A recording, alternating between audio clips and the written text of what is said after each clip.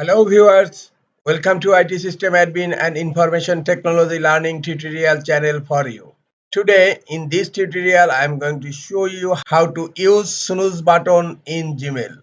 Sometimes it becomes very important for you, so don't forget to watch full video. To learn how to use snooze button in Gmail, go to your Gmail account. For inbox and sent item emails, you can use snooze.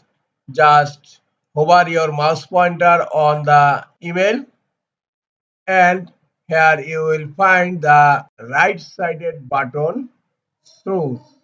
You can isolate some important email in snooze. To frequently use those emails, just click on snooze here and you can snooze for a time being. I am snoozing this email for this week. I am snoozing another email for next week, Sunday, 8 a.m. Now go to snooze button, click on snooze button. You will find those emails are here and the first email will stay in snooze up to April 5 and the second email it will stay in snooze up to April 7. After this snooze period, it will go back to its original location, that means inbox.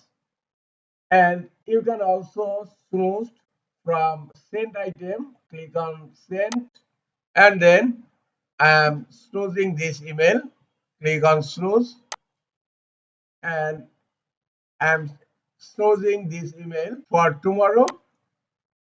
I am snoozing another email for next week. Now go to snooze again. Look, these mails are in snooze and all emails are stay in snooze for the time appeared here.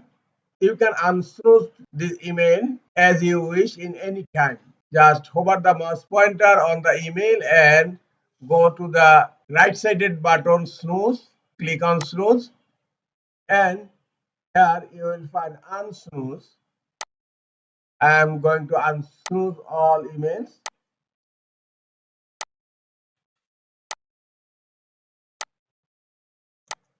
Now go to inbox.